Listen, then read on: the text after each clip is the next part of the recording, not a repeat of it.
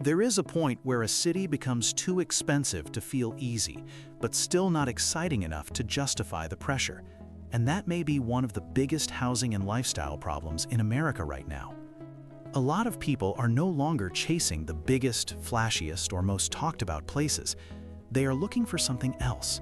Cities that still feel livable. Cities where the housing numbers have not gone completely off the rails. Cities that are large enough to offer real services, jobs, and daily convenience, but not so overheated that every part of life feels like a premium product. That is what this video is about. Not perfect cities, not hidden magical bargains, just 5 affordable, mid-sized cities that still feel like places where ordinary life can work. Before we start, I want to define what I mean by livable, because that word gets abused. I do not mean glamorous. I do not mean trendy. I do not mean the kind of place people post online because it signals taste.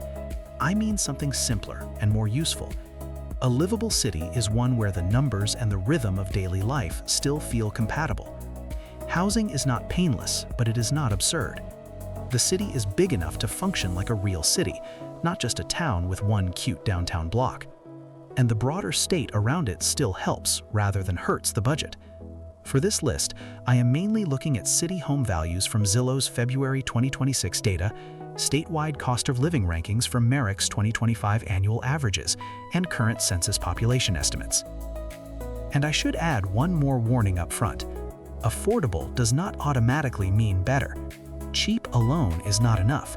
A city can be inexpensive and still feel disconnected, limited, or hard to picture yourself living in day after day. The reason these 5 cities stand out is that they don't just look decent on paper. They also sit in that very important middle zone, large enough to have real momentum, but not so branded that the price of admission has spun out of control. The first city is Oklahoma City, and if you care about basic housing math, this is one of the strongest places in the country to start.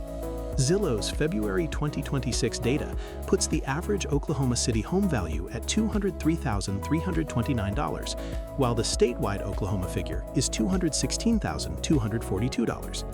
Merrick ranked Oklahoma as the lowest cost state in the country for 2025, with an overall index of 84.7 and a housing index of just 68.8. And Oklahoma City is not small. The city's July 2024 population estimate was 712,919, while the Oklahoma City metro area was about 1.5 million in 2024. That means you are not talking about some tiny bargain market with limited urban function. You are talking about a real metro with room to operate. What makes Oklahoma City interesting is not just that it is affordable, it is that it feels normal in a way a lot of bigger name cities no longer do. It gives you scale without the superstar city premium. It gives you a real metro economy without demanding that you treat housing like a luxury item. And because Oklahoma itself remains so inexpensive on the cost of living side, the city does not feel trapped inside a broader, expensive state ecosystem the way many supposedly affordable metros do elsewhere. Oklahoma also has a relatively moderate effective property tax rate of about 0.77% on owner-occupied housing, which is not ultra-low, but the low price base matters just as much. The second city is Columbia, South Carolina, and Columbia may be one of the clearest examples of how to buy into a growing state without paying for the most overhyped part of it. Zillow's February 2026 data puts the average Columbia home value at $226,769. The city's July 2024 population estimate was 144,788, and the Columbia metro area is larger at roughly 871,000 people based on recent census-based profile data. South Carolina's 2025 Merrick Cost of Living Index came in at 92.7, and Tax Foundation puts the state's effective property tax rate on owner-occupied housing at about 0.47%. So Columbia benefits from a state that still looks relatively friendly on both cost of living and ownership burden. And Columbia matters because it sits in the shadow of a more famous South Carolina story. When people think about South Carolina, they often jump straight to Charleston or the coast, but that is exactly where the value begins to fade.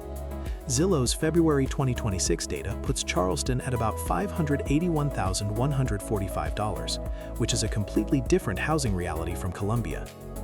That is why Columbia works so well for this list. It lets you plug into one of the country's most talked about growth states without paying the full coastal premium version of that story. It is not the most glamorous city in the state. It may be the most practical. The third city is Huntsville, Alabama, and Huntsville may be the strongest better than people expect city on this entire list. Zillow's February 2026 data puts the average Huntsville home value at $283,226. That is higher than Oklahoma City or Columbia, but still comfortably below the national home value average. The city's July 2024 population estimate was 230,402, and the Huntsville metro area was about 542,297 in 2024. Alabama's statewide cost of living index was 88.1 in Merrick's 2025 ranking, and Tax Foundation puts Alabama's effective property tax rate at just 0.36%, one of the lowest in the country. What makes Huntsville stand out is that it often feels more put together than the numbers suggest. It has a growing reputation, a more modern professional image than many outsiders expect from Alabama, and a city scale that feels substantial without feeling overwhelming. That is important because affordability alone does not create livability. People need to be able to picture a future there. Huntsville works because it feels like a city with momentum, but not one that has fully lost control of its own pricing yet. The warning, of course, is that once a city develops that kind of reputation, the risk is always that it starts getting priced like the image rather than the reality. For now, though, Huntsville still looks like one of the cleaner compromises in the South. The fourth city is Chattanooga, Tennessee, and Chattanooga is probably the most visually appealing city on this list without tipping fully into "you are now paying for the vibe." Zillow's February 2026 data puts the average Chattanooga home value at $314,306. The city's July 2024 population estimate was 191,496, and the Chattanooga metro area was about 588,050 in 2024. Tennessee's statewide Merrick cost of living index for 2025 was 90.1, and Tax Foundation puts the state's effective property tax rate at about 0.49%. Tennessee also has no personal income tax, which keeps it permanently attractive in relocation conversations. Chattanooga is a good example of why this list is about livability, not just cheapness. It is not the lowest cost city here, but it still sits in a range where the housing number feels possible, not ridiculous, and the city has enough identity to feel like a destination rather than a fallback. That matters. People are often willing to pay more if the city gives them more character, scenery, or day-to-day appeal.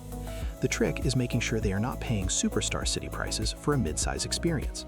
Right now, Chattanooga still looks like it has not crossed that line.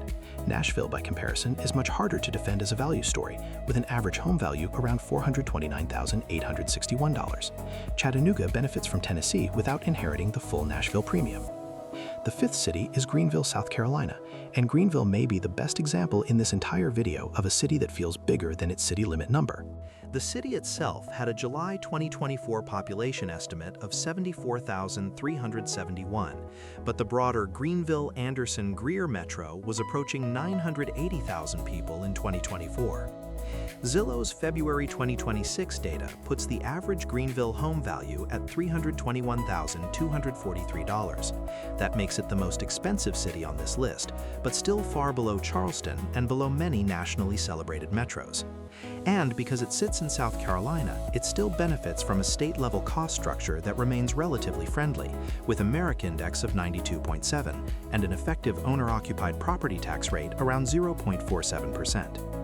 Greenville is important because it shows where this category starts to get more competitive. It is not bargain basement affordable in the way Oklahoma City is. It is more of a polished value city, the kind of place people choose because it feels manageable, attractive, and human-scaled all at once. That is a powerful combination, and it is one reason Greenville keeps showing up in relocation conversations. The risk, as always, is that too much population eventually weakens the affordability story. But for now, Greenville still looks like one of the more believable upgrade without total financial punishment cities in the Southeast. Now, if you step back and compare all 5 cities, the pattern becomes very clear. Oklahoma City is the rawest affordability play. Columbia is the best way to access South Carolina without paying the Charleston tax.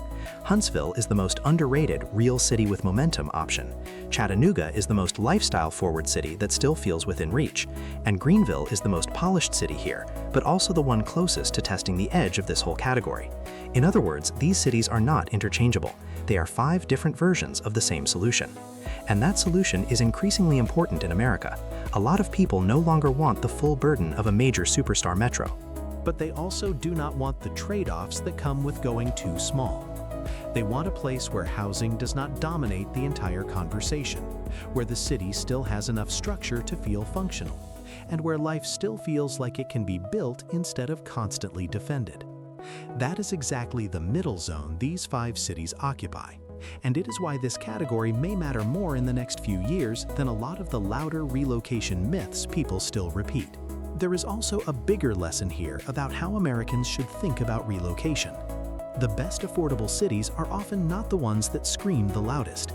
They are the ones where the statewide cost structure still helps, the city has enough critical mass to feel real, and the housing number remains just low enough to leave room for the rest of life. That rest of life part matters. It is easy to reduce relocation to one number, but people do not live inside one number. They live inside the total package: home value, taxes, metro size, pace, and whether the place still feels worth the effort. So if I had to simplify the list by type, it would look like this. Oklahoma City is for the person who wants the cleanest affordability case and does not need trendiness to feel good about a place. Columbia is for the person who wants the Carolinas without overpaying for the coast. Huntsville is for the person who wants a city that feels like it has a future as well as a decent price tag. Chattanooga is for the person who wants more atmosphere and natural appeal without jumping into a much more expensive tier. And Greenville is for the person willing to pay a bit more to get a city that feels more finished, more refined, and still not fully overrun by national hype. In the end, livability is one of the hardest things to measure and one of the easiest things to feel. You know it when a city gives you enough without extracting too much. You know it when the housing number does not wipe out the rest of your life. You know it when the place feels large enough to be useful and small enough to stay human. That is why these 5 cities stand out. Not because they are perfect, but because in 2026, they still look like places where an ordinary person can imagine a reasonably ordinary life. And that is becoming more valuable than ever.